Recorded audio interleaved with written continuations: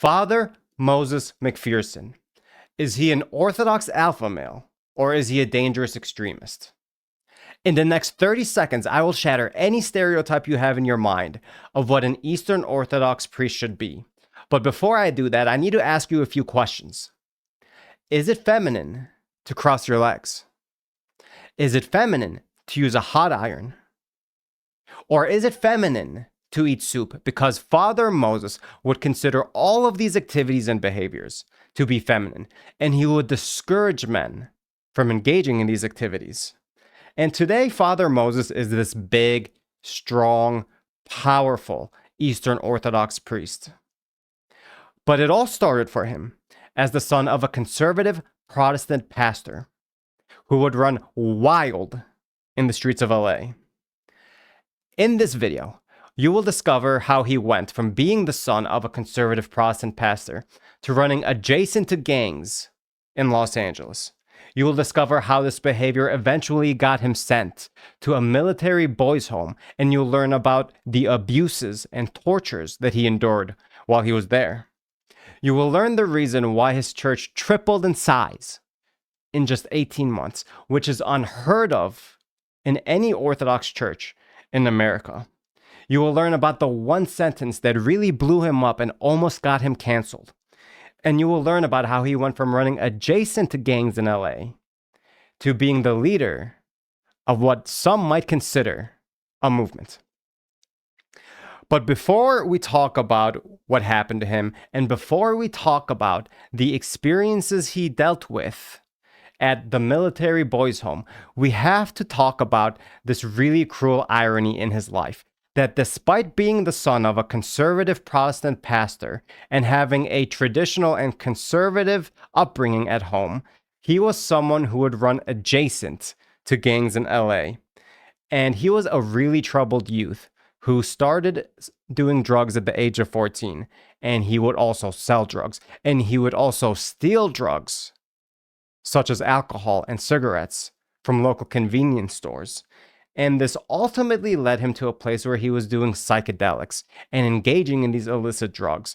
And he said that those psychedelics started to blur the line for him between right and wrong. But what happened next to Father Moses changed everything, because his parents ultimately found out about his crazy activities. And like many conservative American parents during his time, they did what many of them would do. And they sent him to a military boys' home. But this wasn't just any military boys' home. This was Bethel's Boys Academy, which is notoriously known for abusing and torturing young boys. And Father Moses said that this experience was worse than anything he could have ever imagined. And he endured a lot of psychological as well as physical abuses and tortures while he was there. And he said that some of the people who went there with him ended up in psych wards. And till this day, 20 years later, after they've gone through this military boys' home, he says that some people who went there with him are still dealing with staying sober because of all of the torturous experiences that happened to them while they were at Bethel's Boys Academy. And it was at this academy that Father Moses hit rock bottom. He said, "Jesus, I need help," just like many people do when they hit rock bottom. And it was this pivotal moment in his life that he genuinely, really started turning to Christianity. But how did he go from this troubled youth to the Orthodox priest that he is today? The woman who changed his life, her name is Ruth, and they got married in 2001. They both studied at Redeemer University in Ontario, Canada, and he was a double major with both philosophy and religion as his majors. He took a class called Light from the Christian East, and it was this class that helped to introduce him to Eastern Orthodoxy. And both him and his wife eventually converted to Eastern Orthodoxy in 2007. After that, he got his Master's of Divinity from St. Tikhon Seminary, and he was ordained a priest in 2013. It was after he became ordained as a priest in around his mid-30s that he started getting involved in strength sports and powerlifting and strongman. And more recently, he started to make this content online. And at first, his following was modest, but it became more and more viral and he got more and more attention. And now he is the figure that we know today as Father Moses. The reason why, in part, his brand got so popular is because Father Moses positions himself as a role model for young men. And there is a clear demand in the West for online internet daddies. Some examples include Jordan Peterson and Andrew Tate.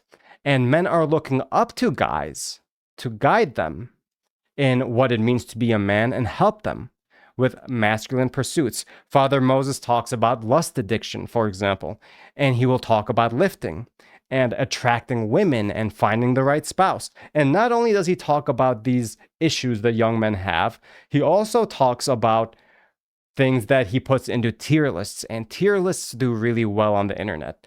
And he's been even more recently putting out these videos that are a bit Mr. Beast-esque, such as this video he recently put out on buying a $2 million home. But then he spoke the sentence, the one sentence that broke the internet and earned him a hit piece from BBC. And here was that sentence. Father Moses says, "A lot of people ask me, Father Moses, how can I increase my manliness to absurd levels?" And it was this sentence that the BBC used as the very first sentence in their hit piece on Father Moses. And it was in that hit piece that they also talked about his controversial list of things that men shouldn't do so they can avoid being feminine. Things like wearing skinny jeans, like crossing your legs, like using a hot iron, like shaping your eyebrows, and even eating soup.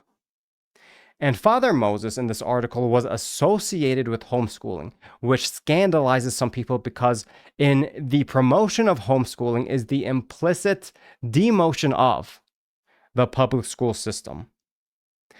And because of this, liberals will consider him as someone who is leading a toxic and dangerous movement, and they will accuse him of things like toxic masculinity, to which Father Moses rebuttals, and he says, and I quote, "Orthodoxy is not masculine, it is just normal. In the West, everything has become very feminized, and so he thinks that orthodoxy really isn't this neo-masculine thing or this neo-masculine movement. It's normal, and because of how feminine he thinks the West has gotten, that's why some of these people who criticize him and who find him scandalous consider what he does to be hyper-masculine or toxically masculine." But it's not only liberals who find him controversial. Some Eastern Orthodox themselves and even Eastern Orthodox leaders also find Father Moses controversial too. And this is typically because of his marketing tactics and the tier lists he makes and the Mr. Beast style videos that he's been making recently. Some think that he's going a little bit too far in becoming more secular in order to reach the masses. But love him or hate him, what Father Moses what he's doing is clearly working, because he's baptized 75 people in the past 6 months at his church, which is absurd. That's absurd growth for any Eastern Orthodox church in America. And his church tripled in size in 18 months recently. And of course, he's accumulated this huge online following. So what he's doing is clearly striking a nerve, despite his critics and despite his detractors going at him. And the phenomena of Father Moses points to a broader phenomena in American Orthodoxy. Pew Research Center says that in 2007, 46 of male converts to Eastern Orthodoxy were male, while nowadays it's 64% of converts to Orthodoxy are male. So in 2007, the majority of converts to Eastern Orthodoxy were female, but nowadays there's a huge skew towards men joining the Eastern Orthodox Church. And that's according to Pew Research Center. So that begs the question, is Father Moses tapping into a bigger need and a bigger movement and a pre-existing trend, or is he starting something very dangerous? Father Moses is a controversial figure. He went from his rough LA upbringing and having a Protestant pastor dad to someone who got involved with crime and drugs and gangs and eventually psychedelics, which led him to joining this military boys' home that abused him and tortured him. To somebody who eventually found Christ and got married and became an Orthodox priest and became a very successful powerlifter and someone who got involved in strongman and someone who has 5 kids and his 6th one is on the way. So the question that remains is this: is traditional faith really making a comeback, or are these signs of an emerging neo-masculine movement?